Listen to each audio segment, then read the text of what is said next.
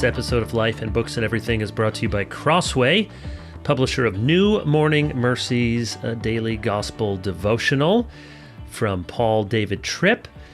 Many of you may be familiar with this best-selling book.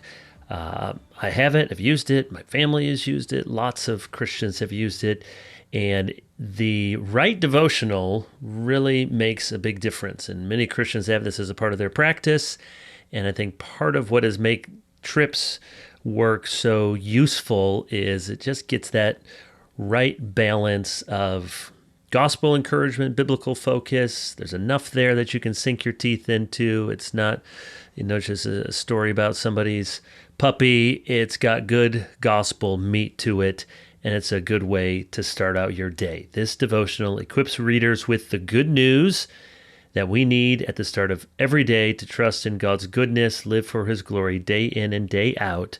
Pick up a copy of New Morning Mercies wherever books are sold, or visit crossway.org/New Morning Devotional to learn how you can get a 30% off with a free Crossway Plus account.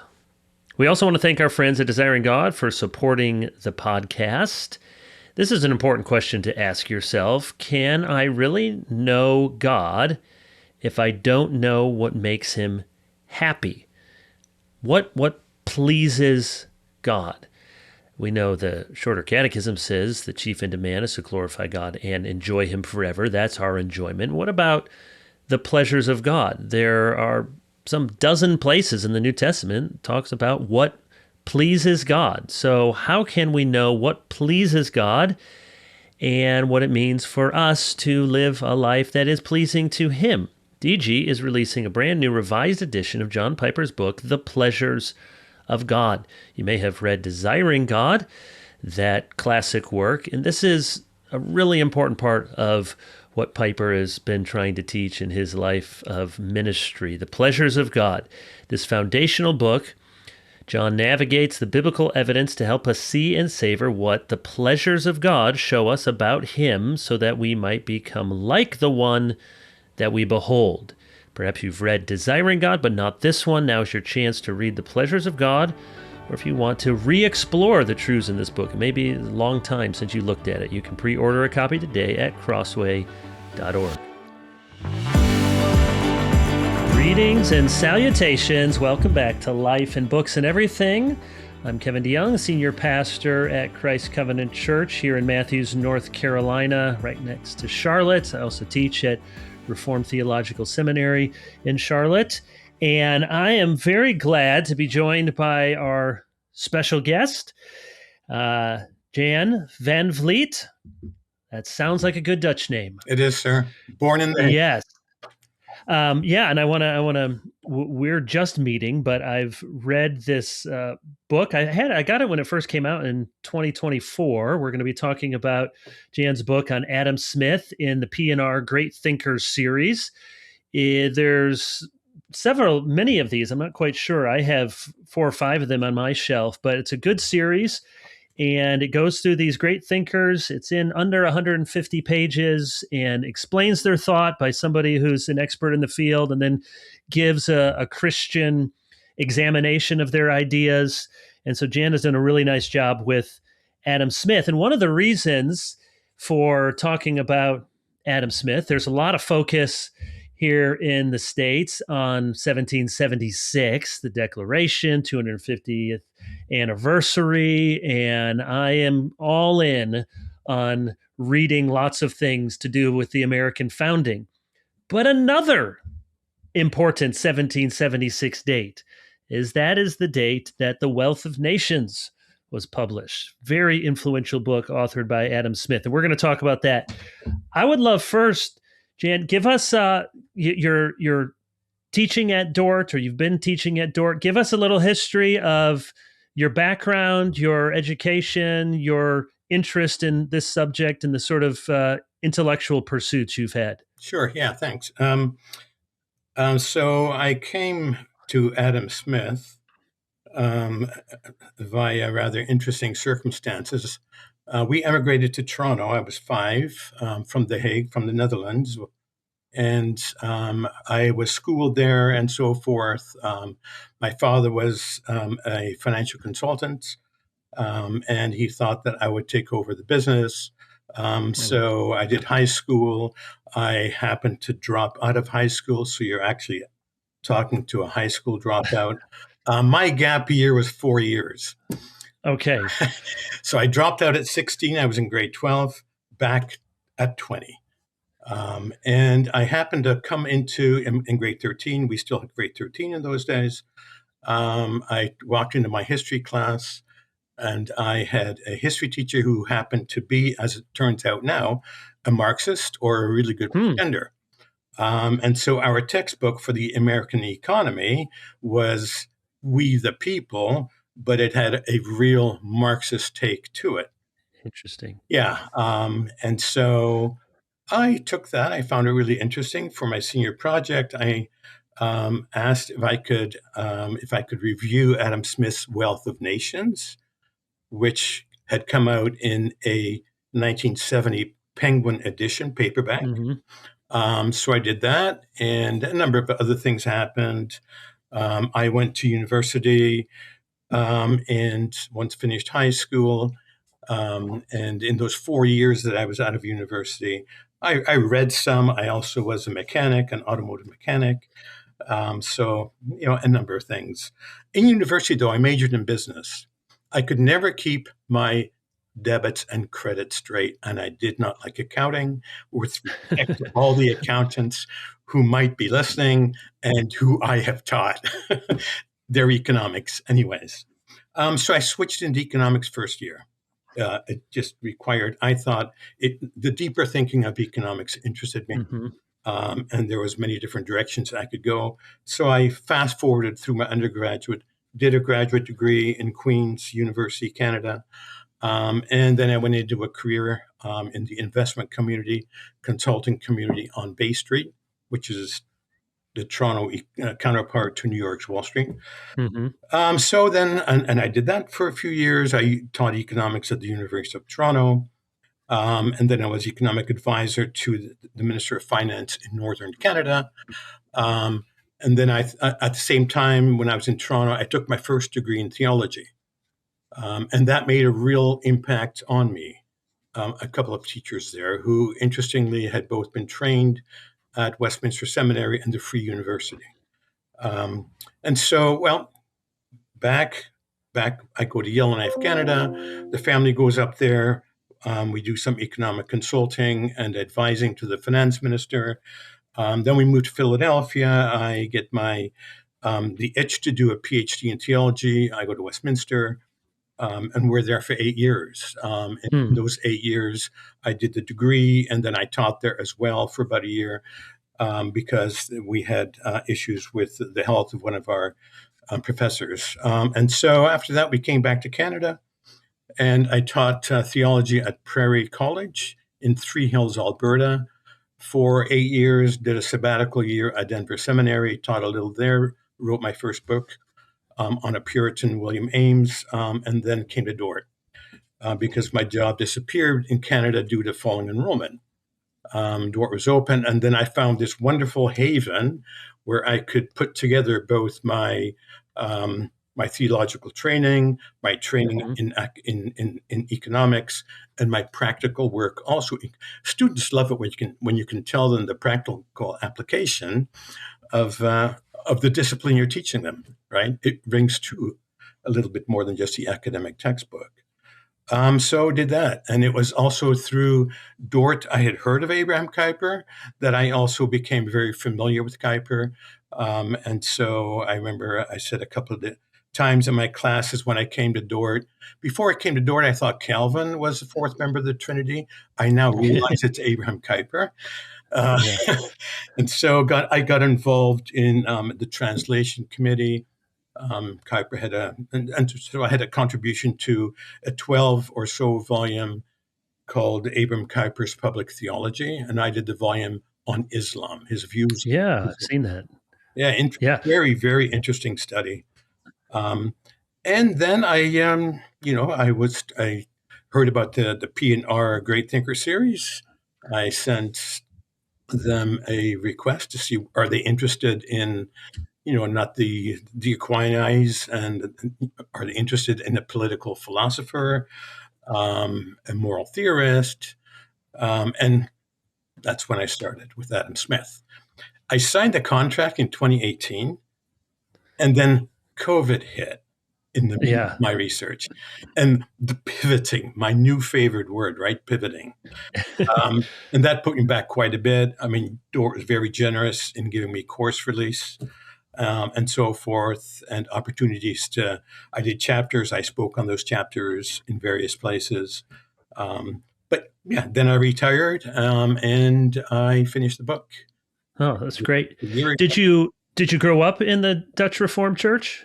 Did you Yeah, grow up a Christian? yes, we grew up in a small Dutch Reformed church in Toronto. So Okay. we commuted every Sunday from Whitby, Ontario, where my Okay. that Okay.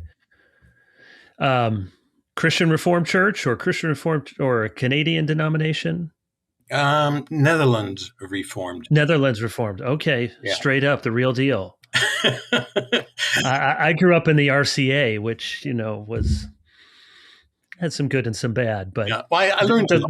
the But yeah, that's yeah, and you may or may not know. I know we have some mutual friends, and I know some folks at Dordt. But my first church, I was an associate pastor in Orange City, just down the road yeah, from you. So yeah. your rival denominationally, the two cities separated by 6 mile squares in either direction to get up from Orange City to Sioux Center, all the different places you've been in. I mean, Sioux Center's not Toronto. How have you liked living in Iowa? Nor is it Philadelphia, where I was for 8 years. Yeah, Um, right.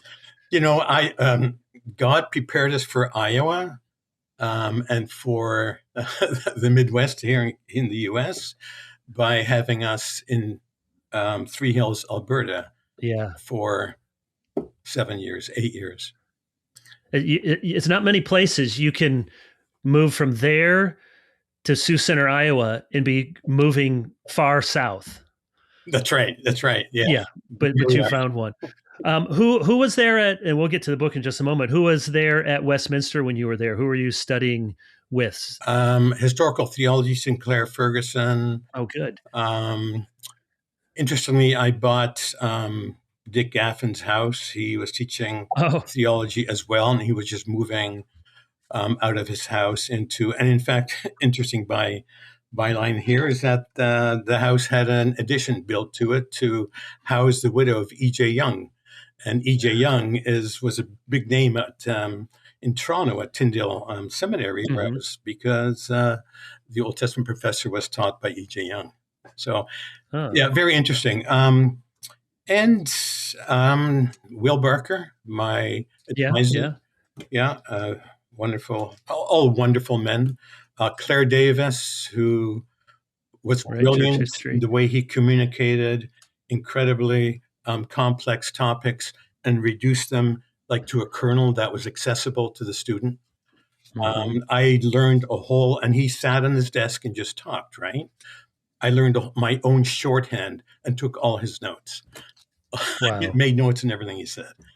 So, Uh, church history, historical theology, apologetics, of course, with Scott Oliphant, who I think recently retired, and then Sinclair Ferguson, and then that's Peter Lilback, who is, I think, in his last year as president. he's now Dave Garner will be Right. president. So I yeah, graduated. those are good guys. I graduated with Dave Garner.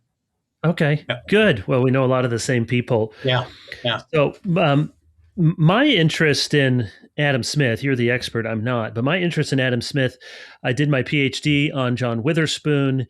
And so, I was looking mostly at his pastoral career, but he's probably most well known for his lectures on moral philosophy, which he gave at Princeton. And when he was in Scotland, he immigrated to the United States in 1768, but he was born the same year as Adam Smith, 1723. In fact, in 2023, they were having a conference in Scotland on Adam Smith and John Witherspoon. And I forget the other person who was born 1723. And I really wanted to make it, but I just couldn't fit in my schedule another trip across the pond. But Sure. because Scotland, I mean, it's relatively small now. It was even smaller then, just a country with lots of small little cities, and especially in and around Edinburgh. All of these men would have known of each other and probably knew each other. Yeah. And so there are a lot of intersections with Adam Smith.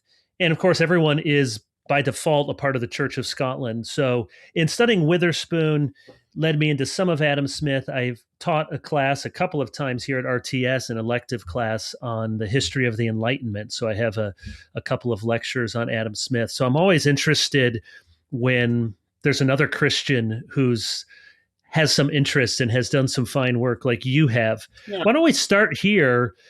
Uh, just give us a little bit, just a basic biographical sketch. In Sure. some ways, his biography is not terribly fascinating. He stayed in mostly, in and around some of the same places, but there's some important moves here and there. So just Yeah. give us Adam Smith, where he was when he lived, what he did. Right. Born in 1723 to a very Calvinist and pious mother. His father, I think he was born just after or just before his father died, left him a large library. Of course, a lot of Calvinist philosophy or Calvinism theology in there as well. So yeah, he was raised in Kirkcaldy. He had ties with his mother that were never broken. He ended up living 10 years of his life, near the end of his life, writing Wealth of Nations with his mother back in Kirkcaldy after all of his travels. Kirkcaldy is basically across the Bay of Forth, the first Forth from Edinburgh, right? So that's where we're talking now, sort of eastern Scotland up there. There was also a pin factory there, and I'll come back to that later. And the so, famous illustration yeah, in yeah, the Wealth of Nations. yeah.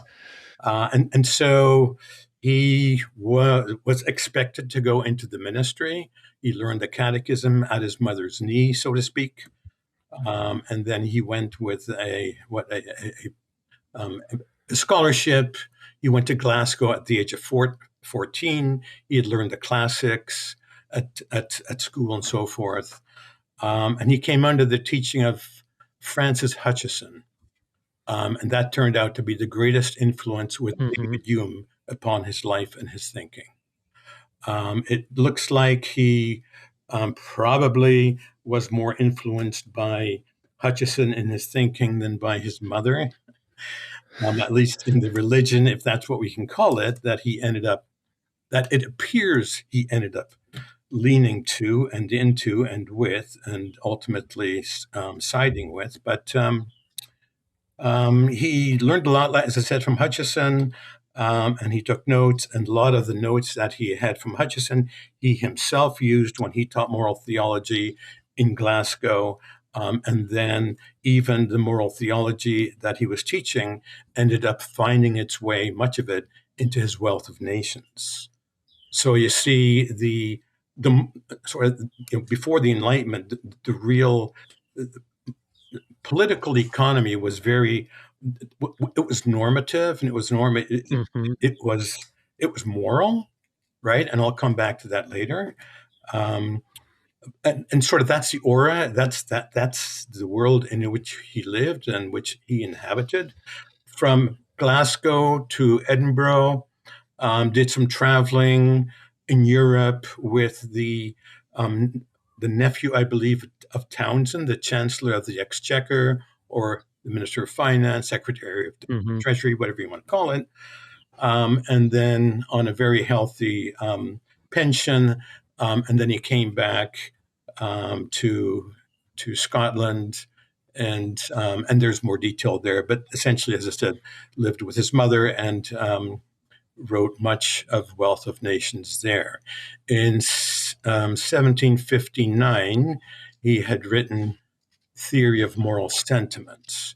which is his first.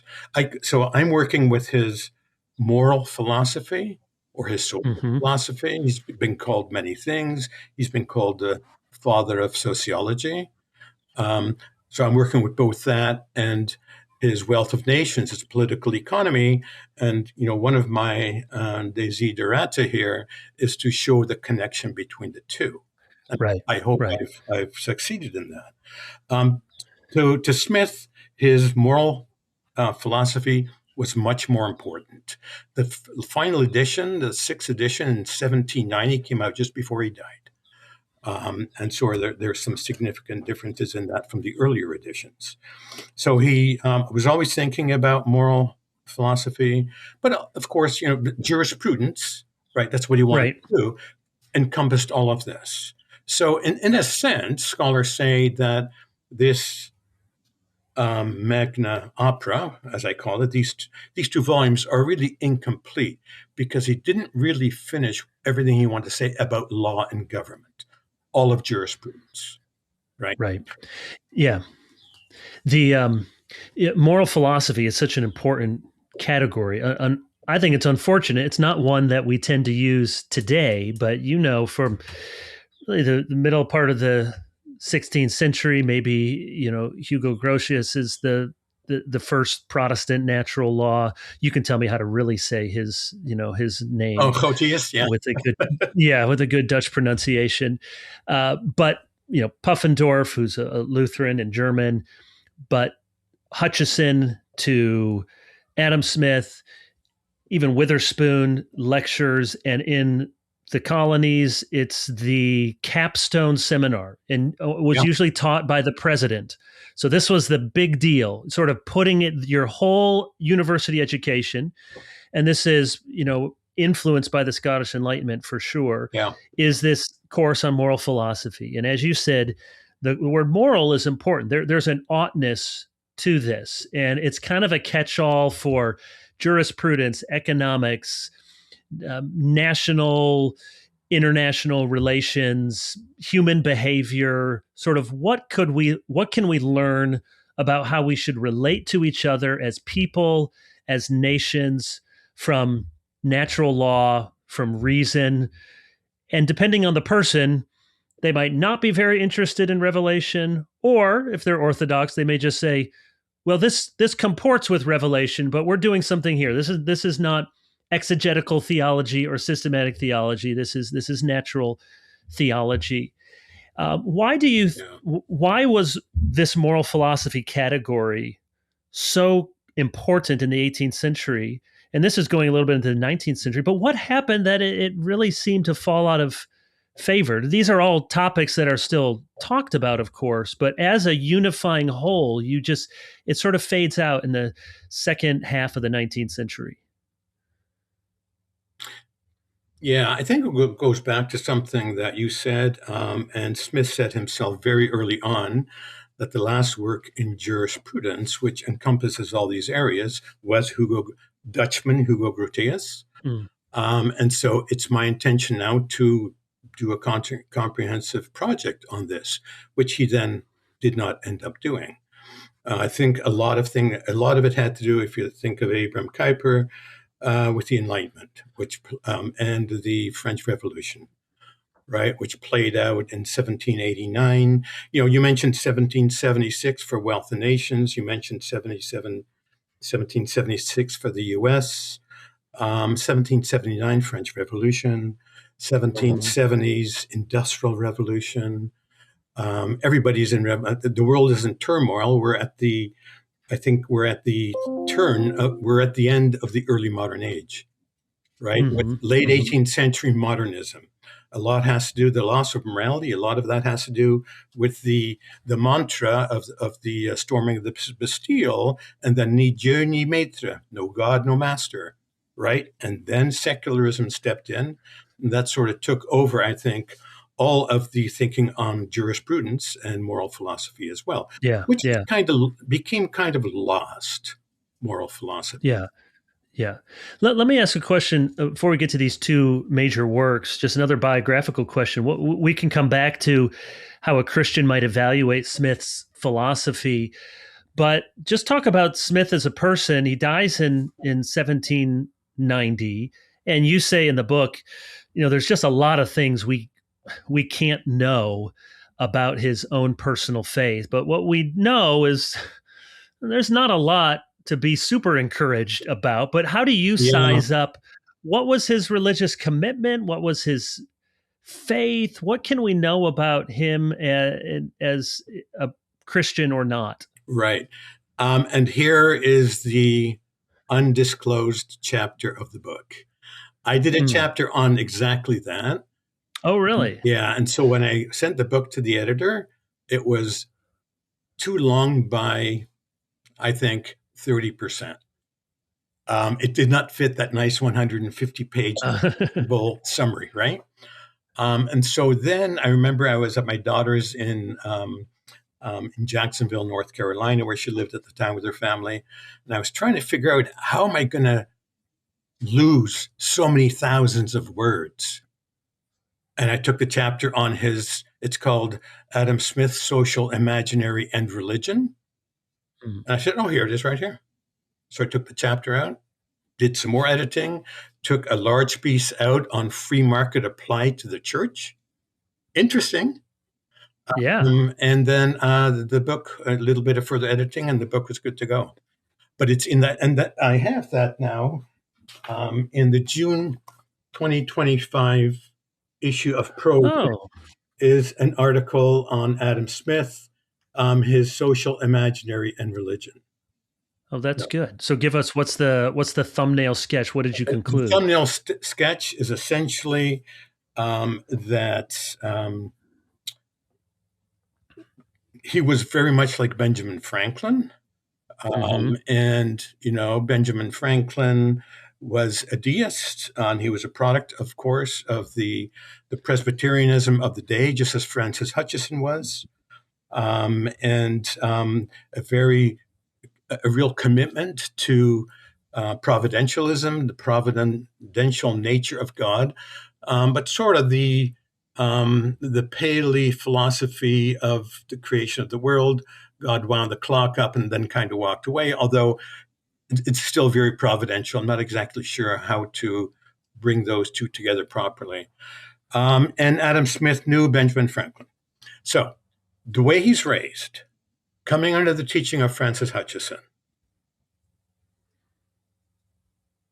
deist, very liberal Presbyterianism. His students say that, okay, he signed the Westminster Confession. He had to teach at Glasgow. But then his students say his prayers were simply prayers of natural theology. Mm-hmm. And then he left. So I think if you take his faith or his religion and take it to the end, he does believe in a greater power. Um, if you look again at his moral philosophy, in the end, if your conscience doesn't judge you, if the impartial spectator can't judge you, there is somebody who will judge you, and that's the God of nature. That's the deity in whose image we are created. How orthodox is that? There Right. it is. There Right. it is. Right near the end of his book. Right. So his um, uh, his more moral philosophy. There it is. So, as I say in this article, clearly deist, clearly Stoic, huge Stoic. After Marcus Aurelius, the second century Roman philosopher, and A lot of people miss how influential he was in dominant. the Scottish Enlightenment and Lord Shaftesbury, and Yeah, they really liked that whole group. Marcus Aurelius. That whole group. Yeah, the key to good living is self-command. That's a Stoic doctrine, and we can Mm-hmm. talk about a little bit about that later if we have time. Um, but so, yeah, Stoicism, deism, and then a sprinkling. I say in this chapter in the journal, a sprinkling of Orthodox Calvinism. Yeah. You know, Yeah. I think Scotland went Calvinist by 1560. That's kind of the demarcation. Knoxian Calvinism, and many people, they were not attracted to that. The iconoclast, that sort of extreme form expression. I think that's what makes Knox really interesting. But anyways, Mhm. so 1560, go to 1759, theory of moral sentiments. 199 years later, you get right, and then Wealth of Nations comes after that. Yeah. It's a really Yeah. interesting track. It is one of the lines here, Smith. So David Hume, his good friend, Yeah. and David Hume was much more infamous for his infidelity. I don't mean sexual infidelity, but his religious infidelity than Smith was. But there are a lot of people like Smith too, and you've described him well. But Smith and Hume were friends, and in 1776, when Hume died, Smith publishes a letter extolling Hume's courage and his fortitude. And many Christians were praying for a deathbed conversion. And so they were very unhappy when Smith wrote this letter, really, oh, what a manly fortitude he had at death. And then this line, uh, Smith later wrote in 1780 that the letter commending Hume, quote, brought me 10 times more abuse than the very violent attack I had made upon the whole commercial system of Great Britain. He said, people, He talks I about mean, the serenity with which Hume died, and he compared yeah, that to the whining of the Christian when they died. yes, I mean, it's yeah, hilarious. The pushback he got, and I mean, he gave as good as he got. yeah, he did. Yeah. And to say that, I got more flack for that letter Yeah, than trying to tear down the whole economic system that existed in Great Britain. which he Well, did. we want, But yeah, yeah, yeah. So I want to talk about these two works, and you've alluded to this, and I know you encounter this in the literature. So when I did my Witherspoon research, people would sometimes talk about Das Witherspoon problem, which was, did Witherspoon, or there are two Witherspoons, one on when he's in Scotland and is a foe of the Enlightenment, it seems, and then one in America where he seems to teach the Enlightenment philosophy in his class. And part of my dissertation was to argue there aren't two Witherspoons, but that Das Witherspoon problem comes from, in the German literature, in the reception of Smith, yeah, the Das Adam Smith problem. yeah. Explain to us, what is that problem, because it relates exactly to the two parts of your book where you look at these two major Adam Smith Right. pieces of literature. It has to do with the use of the concept of self-interest. Mm-hmm. If I can just read how he opens his theory of moral sentiments, just no matter how selfish you think man is, it's obvious that there are some principles in his nature that give him an interest in the welfare of others and make their happiness necessary to him, even if he gets nothing but the pleasure of seeing it. Right? So, what we need to do is conceive or imagine being in pain or distress that arouses in us, the observer, some degree of emotion. Our fellow feeling, a phrase that comes up all the time. Mm-hmm. For the misery of others comes from our imaginatively changing places with the sufferer. So his view in his moral philosophy and his social philosophy of self-interest is that we are happiest. Part of our happiness is that our neighbors are happy, right? So now you go to his to his political economy, and their self-interest seems to take on a different tone. Mm-hmm. We pursue everything in our own self-interest. We maximize our own well-being. And in the extreme, which is something that John Stuart Mill came upon or developed, we are Homo economicus. We are economic men. We are interested only in utility maximization, in padding our own pockets. The heck with everybody else. We are only interested in ourselves. Self-interest. So scholars have played with this. Some are happy to say, and I think I won't mention any names. Um, great scholars, but I'm not sure if that's accurate, that there are different definitions of self interest. Hmm. I think we need to take um, to, to resolve the Adam Smith problem. We need to go back to his what he called his most beloved work, his moral philosophy. To him, it was the much greater work, the much more important work, and take him at his point of departure, and that's where Yeah. everything starts. Okay, so Yeah. now we go into the weeds of his political economy. And the Adam Smith, there are no two Adam Smiths or two Witherspoons or the earlier and the later Bart here. There's none of that. But this guy is consistent. Um, we have two realms of experience. We have the moral realm, right, where happiness and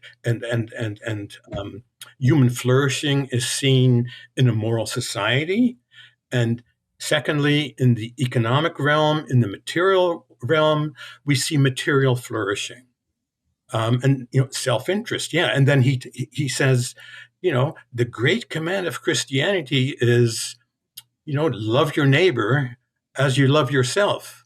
And then he says, how is that different from loving yourself as you love your neighbor?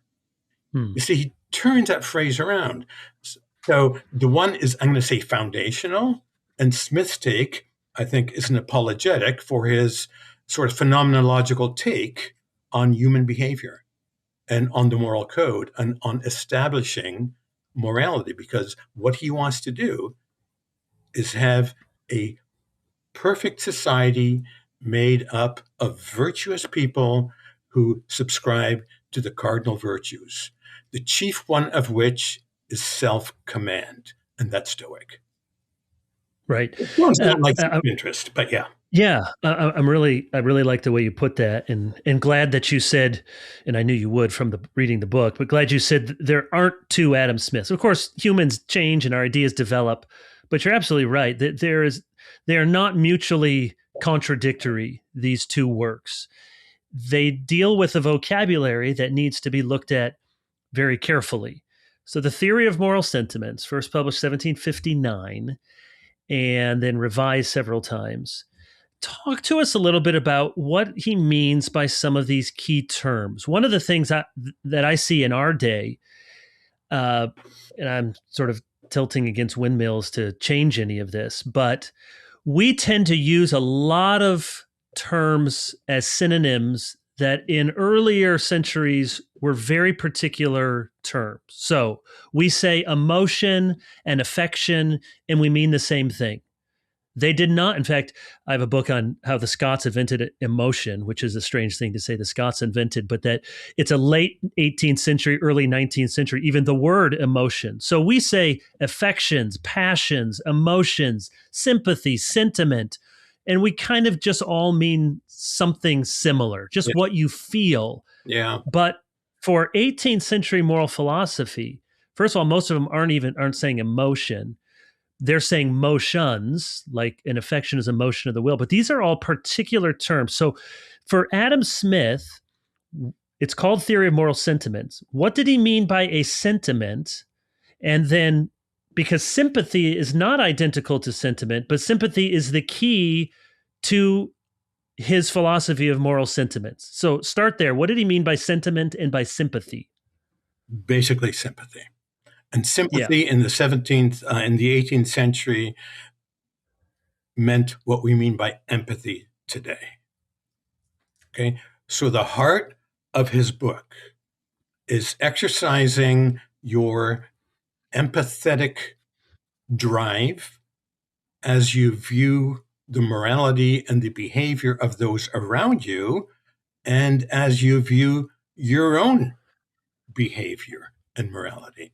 So yeah, you're right. You're right, Kevin. There is a whole scholarship. What did he mean by sentiments? What are those exactly? Sympathy understood then as we understand empathy today. So yeah, sympathy is not so much pity, how we might use the word. Not He's not saying, "Oh, you no. just go around and I feel, oh, I'm so sorry for you." Yeah. It would it. be similar to our adage of walking a mile in someone else's shoes, sort of putting ourselves in I their. have used that myself. I think, in a way, that's the best description. But now it gets a little bit more complicated because when you're talking about empathy, we're talking about emotions. Right? Mhm. You're empathetic to a person's the wax and the wane of their emotions. Um, and his whole construct of the impartial spectator works with that. But in order for that to work, and they are empiricists, Hume, Smith, Hutchison, very phenomenological, very empirical. Reality is based not on reason, but on your observations of lived reality. Um, and so he says you need to exercise your empathy, but part of that is the exercise of your imagination to get into that other person's shoes. Mm. Let me give you an example. Um, when East Vancouver comes to mind for me. So you look at what's happening on the streets of the east end of Vancouver, and there's other cities. I've seen it in Philadelphia as well. And you think, wow, that is so sad. Whether it's sex trade or drugs, huge drugs, Mhm. often the two go together, or other things that we would consider strongly immoral. And so Smith says, yeah, it's good that we get into that we're empathetic to their condition. But what's more is we need to really walk in their shoes. We need to get into their lived reality. And in order to do that, you have to exercise your faculty of reason. And you do that through the use of imagination. The imagination is so huge Hmm. in this book because the imagination, as Charles Griswold, a great Smith scholar, said, it jumps that epistemic gap from, okay, I feel sorry for you, I'm so sad for you, I feel you, to, wow, I now really get what you're going through.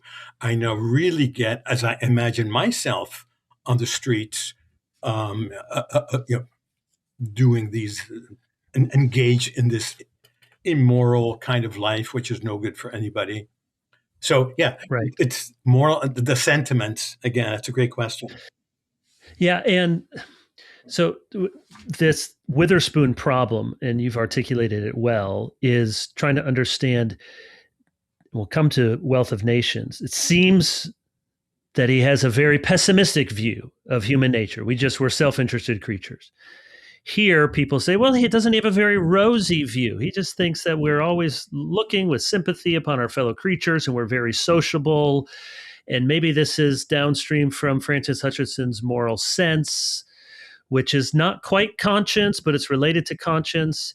And yet, Smith, he's not quite the Calvinist we would want him to be, but he doesn't think that we just automatically always do the right thing or we No, always come to the right conclusion no. or sympathy or empathy as you're using it. It doesn't mean for Adam Smith that you just put yourself in someone else's shoes and then you suspend any faculty of judgment upon those activities. What does he do then? What does sympathy enable us to do? Because it doesn't mean for Smith that we become moral relativists. In the end, the system he builds is exactly relativistic. Okay, so Yeah, help me see that because very that's anti, your. he's very anti-foundational. It's sort of anthropologically focused. The Christian theist view is theocentric.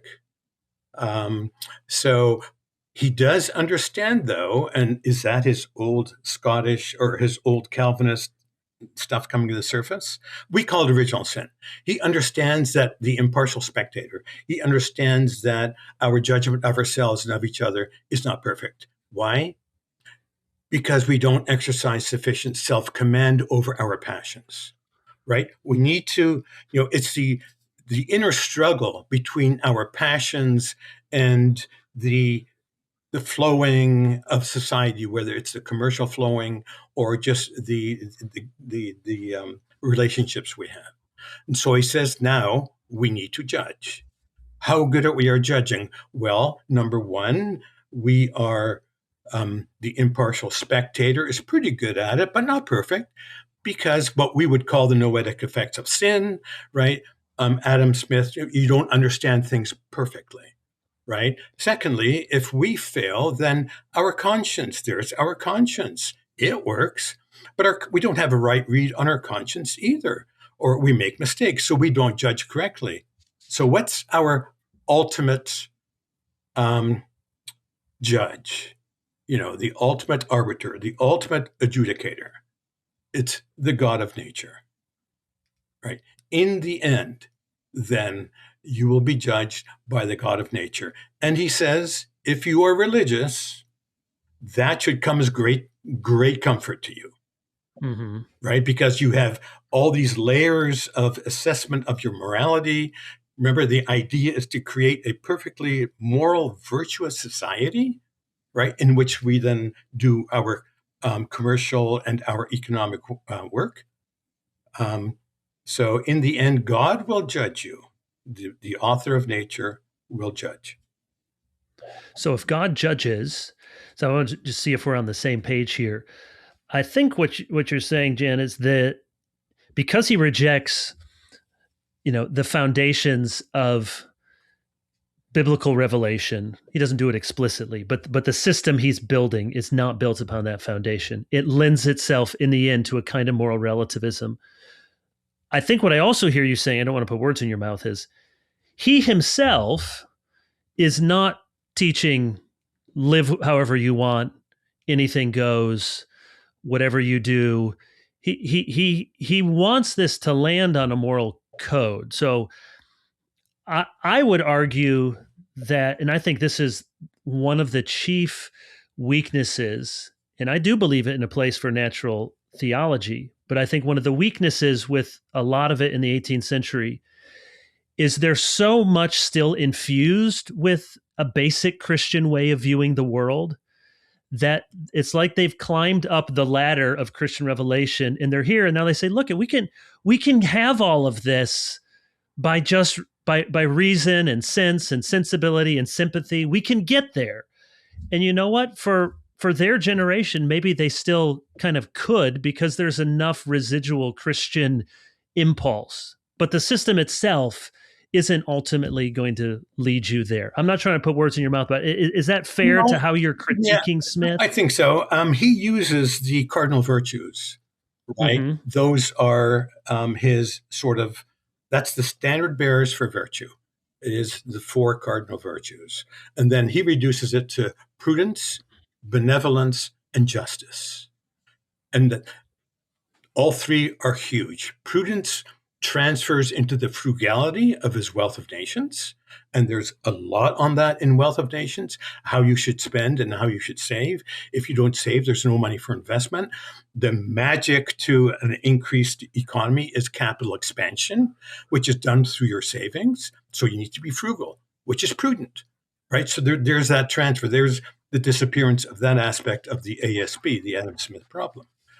But yeah, the standard is for him prudence, benevolence, and justice with a healthy dose, very strong dose of self-command, an umbrella over everything. Yeah, self-command's an important term. And it's with not enough of self-command that we fail in our judgments of ourselves and others. Right.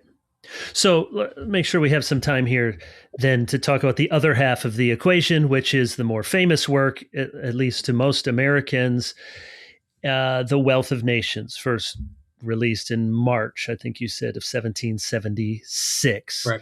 Massive, big book. And here, famous for saying that self-interest is often the key to economic prosperity. The famous quotation, "It is not from the benevolence of the butcher, the brewer, or the baker that we expect our dinner, but from their regard to their own interest. We address ourselves to their humanity, but to their self-love, or not to their humanity, but to their self-love, and never talk to them of our own necessities, but of their advantages. So, what did Smith mean here by self interest, and how does it function now in this economic system? I'm going to say that the common perception today would be that of the Homo economicus. I mean, I think that's the economy that we have today, and that's kind of how I wrap up the book. That we are entirely utilitarian, that we want to raise our own wealth, our own stature. Um, and that's where that has led. But I don't think that is authentic Adam Smith. Mm-hmm. I think the self interest. I still hang on to the way he defined it in Theory of Moral Sentiments, even though and again, it's a huge body of literature, Kevin. Right, you're hitting the pulses of, of the difficulties of this, which is why it's also such an interesting study. Um, but in the end, yeah. Yeah, how would you see the self interest? This may be one way to ask the question. I think a lot of people hear that and they think of the, Gordon Gekko quote, greed is good. And that's what capitalism is, just a system that says greed is good. Yeah. I would argue there's certainly, there's greed in every human system because there's greed in the human heart. I don't think Adam Smith equates self-interest necessarily with greed. I don't think so at all. It's a broader category. So what is he insisting upon when he says you can really pursue your self-interest and have it be beneficial for the corporate good? Right. And so it can be nothing other than the fact that if we're looking at a beautiful, virtuous society, that I pursue my self interest carried over from Theory of Moral Sentiment into Wealth of Nations. It includes taking care of my fellow man or woman, which raises the bar, raises the level of the flourishing, if you want to use that word, of the society I'm trying to construct. That's the way I see it, Mm-hmm, right? That mm-hmm. self interest. I guess you could say, and I've heard this many times too, that one of um, the unintended consequences of self interest is that it you know the rising level lifts all boats, right? Rising water lifts all boats. Mm-hmm. And I find that a little platitudinous, particularly coming from Christians, because I find it an excuse to pursue self-interest in that singular way, that we're going to Mm-hmm. contribute to GDP. But in a sense, Adam Smith did mean that. The thing is, not all boats are the same. Right? Some boats are bad boats. They leak. And we can talk about what Adam Smith said about education to continue that metaphor to fix that.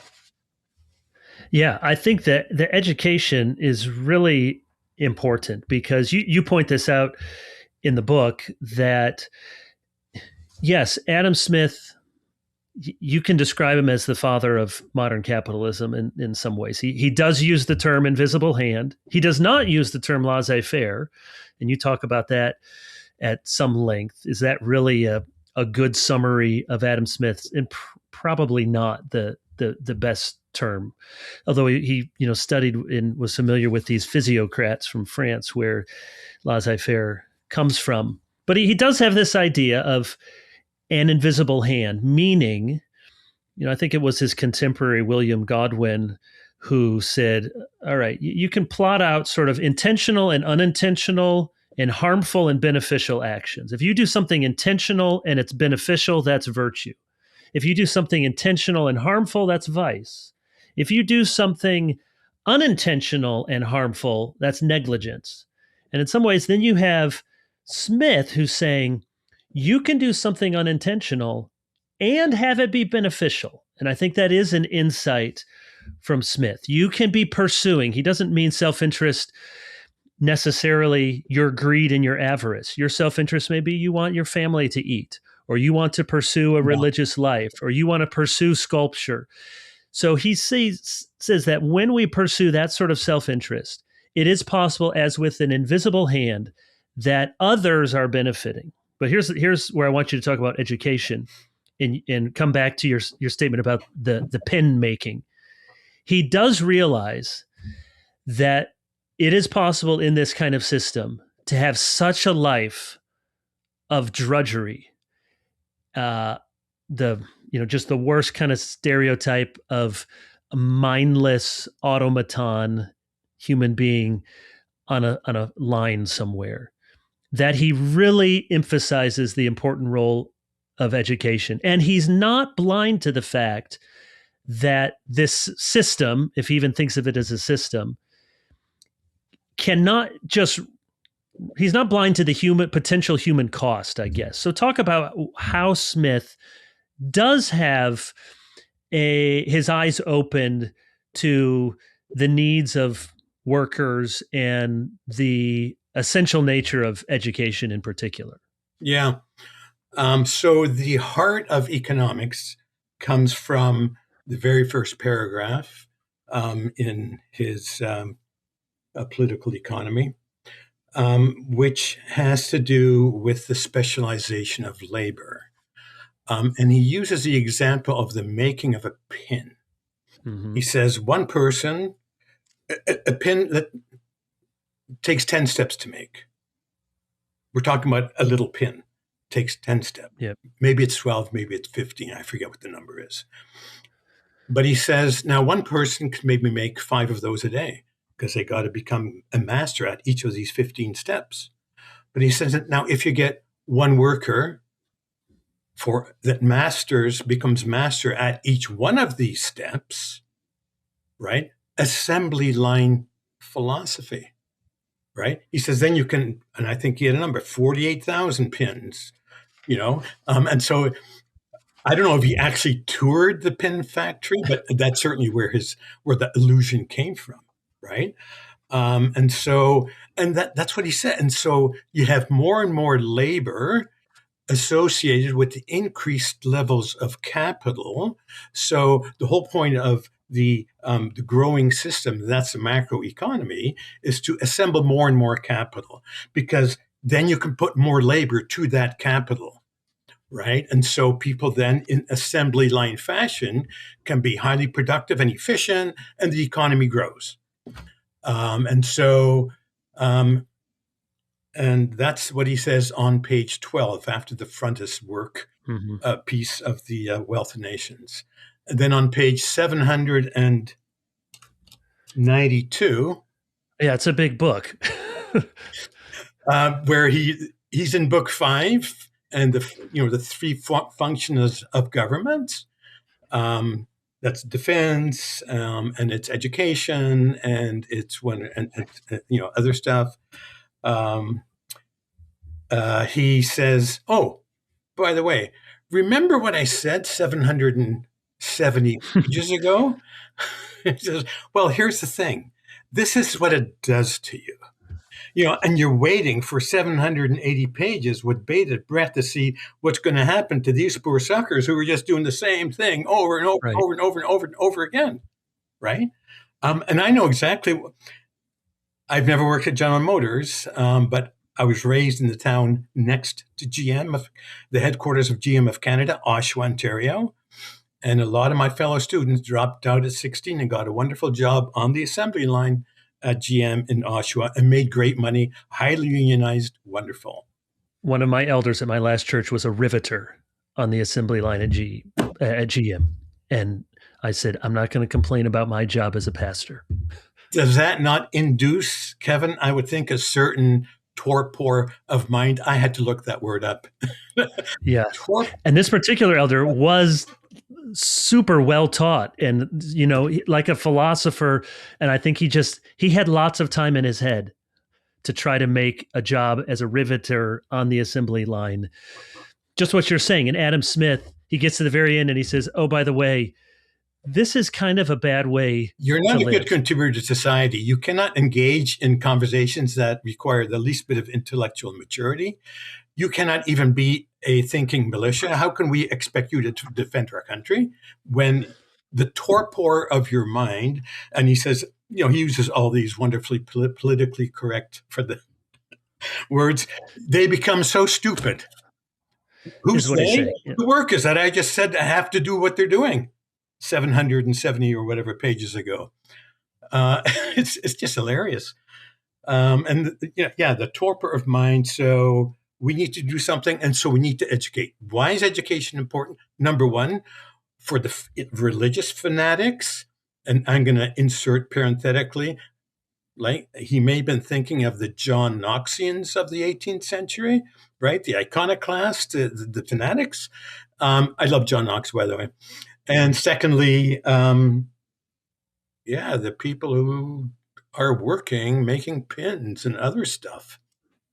They don't know how to think. So publicly funded education. I mean, I love it. Publicly funded education. I love it. But that's his prescription. And Yeah. that's what's going to fix you, and you need to engage in that. And he says, we're not providing education for people who don't need. We're not subsidizing education, but there's public education to help people like this, fanatics and the torpor of the mind. Re-stimulate those IQ points if we can, and get people to start thinking again. So here's my last question. I wish we had time to go through even more Adam Smith. I don't know how many people want more Adam Smith, but this is great. What do you have, Jan? Maybe one or two lessons from Adam Smith. So just if a Christian is listening to this, what's a lesson from Adam Smith that we would do well to remember, an insight he had, an influence? So what's something good, and then is there something dangerous or something he missed in his philosophy as Christians that might be the air we breathe, but let's be thoughtful here. That doesn't quite pass muster with biblical faith. Can you give us one or two lessons, maybe one positive, one negative? Yeah, I think on the positive that there is so much that resonates with,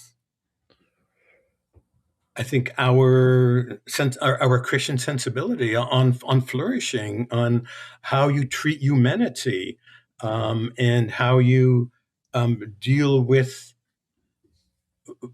wrong turns and dead ends, right, in human thinking and in the playing out of political economy.